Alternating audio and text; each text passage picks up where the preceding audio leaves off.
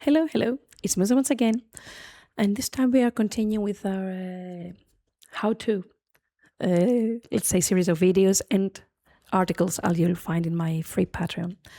This time we're going to talk about Affinity and how to beat it.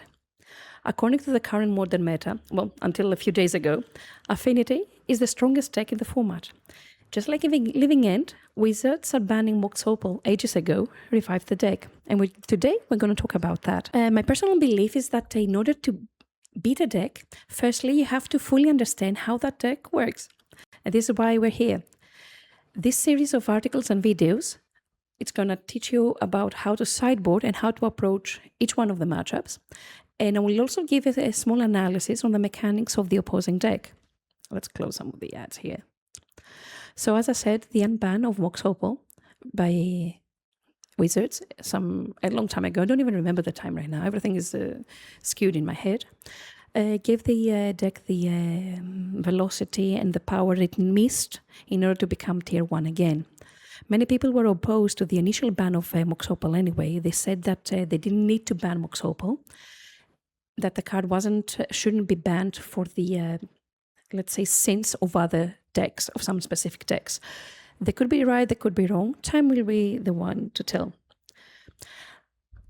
Affinity is a multi-dimensional combo deck that has both a very fast and easy to assemble combo, as well as a great beatdown plan.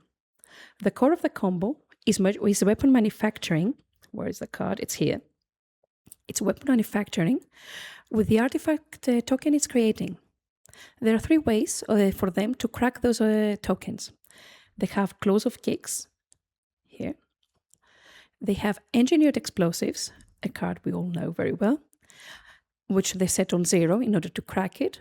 And they also have Arcbound Ravager, another card we know from the good old... Ooh, that's an ugly Arcbound Ravager, but anyway, from the good old Affinity. The beatdown plan of the deck consists of 3 different angles. The first one is Urza Saga with their tokens. The second one is the drone artifacts that they can create with Pinnacle Emissary. And the third one, and obviously the best one in my opinion, is Kappa Cannoneer, which is an exceptional creature that most of the time is unblockable, because if they cast one artifact in their turn, they get unblockable. Do you remember the good old Infect that they did have the unblockable creature? That's it, but they do it on repeat. The rest of the deck revolves around those 2 strategies, and Emery, the card we know very well, Lurker of the Lock, is there to provide redundancy to the deck and make Kappa unblockable every single deck by getting artifacts out of the graveyard, for example, 0 mana ones. For example, they can get their, where are you, Mishra's Bauble, and crack it over and over again. So they give them unblockable. That's pretty much the summary of the deck. I consider Affinity to be a slightly favored matchup for Devoted Elves. It's not as favored as it used to be in the past before Kappa and Emery were introduced to the deck, as well as manufacturing with a close combo appeared. They have interaction that slows you down both pre-board and post-sideboard, so they can slow down your combo. Pre-sideboarding, I consider it to be more of a race, you know? Whoever gets to assemble the combo faster wins. Elves is one of the few decks in the format that's not scared of an early Kappa Cannoneer, as I keep mentioning in my videos if you have watched them before, because we can combo them off and penetrate through any defenses. You can beat that fella very easily.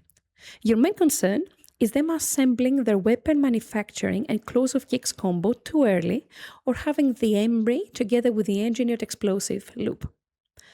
I don't pack so much artifact and enchantment hate in my deck anymore.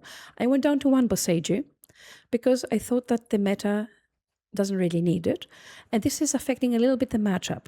But you also have to keep in mind that in order to in order to use Boseiju's ability on 2 and destroy any artifact or enchantment or non-basic land, you have to keep 2 mana up, which sometimes pre-board it's not very easy. It's not very productive. Vexing Bauble can also be pretty effective, especially when you're playing first. Here's Vexing Bauble. Sorry, I cannot zoom in very well at this point, because it stops all the 0 mana value artifacts. This is Claws of Kicks, this is Mistress Bauble, this is Mox Opal. What else do they have on 0? Downward Script, okay, we don't care as much as that about that. Affinity is also running Metallic Rebukes, if you see here, which is making them a combo deck with a backup of counters. Does it remind you of a Mana Tithe Devoted Elves list? Yes, it does. But they do it better, let's be honest. So therefore, Carven is surprisingly good in this matchup. When I'm playing against Affinity, I always assume that they have a counterspell in hand, and I try to play accordingly. And it's not something I suggest you do, but it's how I approach the matchup. Sometimes this is working, sometimes it's not. Post sideboarding is where things get a bit different and more interesting for Elves. Depends on the sideboard you're running. Right now I'm testing this version of the sideboard. This is why you're seeing these cards. What does Affinity do? As I said, you have to know what the opponent is doing in order to be prepared to deal with whatever they're doing and prepare your own plan. What are they doing? They're bringing in removals. What do we bring? Something they'd already expect. Artifact hate and protection spells. Maybe this is something they don't really expect. Do expect to see lots of galvanic blasts on their side. For example, they have 2 here in the sideboard, and they're running 1 in the main in this list. This is a random list I got, by the way. It's not the best. It's not what everyone runs. And they do run also Whip Flares, which is a mass removal and cleans the board. Obviously, this is a card that this is our main target when we're talking about how you're going to lose. Whip Flare is what they're rounding their strategy around, usually post-board, in order to beat you. As I said, from my experience, they will either keep a hand with either a very early weapons manufacturing and Claws of Kicks combo. Here, I'm going to leave it on weapons manufacturing for you to remember. Or they will go for the Whip Flare. So when you're keeping a hand, try to keep this in mind and decide what is the hand that I have in hand actually doing. On your side, you're going to bring Collector Oof, which is one of my favorite cards because of Affinity. You're going to bring Forces of Vigor, as many as you wish. I ran 2 in this list. I'm also bringing in Disruptor Flute. I do not have it in this list. I will link you a picture because you can name the card that's going to make them pop their tokens. We have also Dranith Magistrate, which I'm bringing in many times because depends on the opponent actually and how they are approaching the Affinity matchups. But some of the opponents do keep Emery in order to create loops with explosives and Emery. Other opponents are taking Emery out. If anyone knows how to play Affinity well, please leave me a comment down below and please tell me, do you take out Emerys or do you actually keep them in the deck against Elves? In any case, I'm bringing in Dranith Magistrate, especially if I see an Emery post-board, because it doesn't let them loop artifacts from the graveyard. It stops them. I also bring in my Heroic Intervention to stop any Whip Flares and Galvanic Blasts, as well as my generic removal called Skyclave Apparition. It's like salt. Skyclave Apparition goes everywhere, whatever matchup I play against. Oh, let's add some Skyclave Apparition in the sideboard, postboard. If you're playing Crystal Barricade in your sideboard, do bring that card inside too, because it stops, as I said, the Whip Flare. It also stops the pinging from the tokens of the weapon manufacturing. How are these tokens called, anyway? Munitions. That's how they're called. I never paid so much attention to find out. You keep the combo of the deck intact, as always, and you're siding out mid-range card. This is not a mid-range matchup. It's all about who stops the other deck deploying their plan first. As always, you keep Sylvan Safekeeper in, as, here it is, my little friend, as it can protect both your elves as well as Collector Oof. This isn't a game that will go on for very long anyway. Something worth mentioning is that Force of Vigor isn't as effective against Affinity as it used to be. Back in the day when we were playing against Affinity, we knew what we're going to aim with that Force of Vigor and be done with it. This isn't the case anymore. They have a plethora of cards that need to be removed from play, or they represent lethal threats. It's a very resilient and high synergetic deck, just like Elves, but I do believe that they do it better and stronger. No, I'm not a trader. Collector Roof can only attack one angle of the deck, the combo one, but it cannot deal with the mid-range plan of the deck, which is Kappa Cannoneer, the constructs, or the swarm of the flying drone artifacts. This is why, in heavy Affinity-infested metas, I'm usually packing my little baby here. Where is it? my Fracturing Gust. It is able to deal with everything once and for all.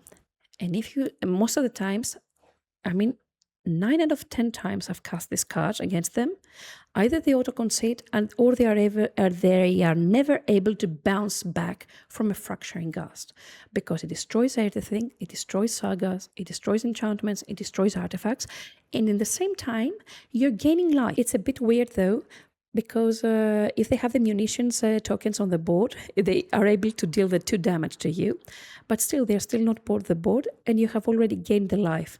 You remember the gain 2 life ability of a Fracturing Gust does not go on the stack, whereas the munitions, crack, ping, or it's not ping, it's actually, I don't remember how it's called, the 2 damage goes on the stack. Some other potential sideboard cards against Affinity would be Pithing Needle on 1 if you don't have Disruptor Flute, Reclamation Sage, a good old faithful, Chomping Changeling, which is an upgrade to Reclamation Sage because it's a 1-2 instead of a 2-1, otherwise it's exactly the same, Creeping Corrosion, which only kills artifacts though, it doesn't take care of enchantments, which is the downside for me. It is sorcery also instead of instant speed for Fracturing Gust, and you don't gain life like Fracturing Gust.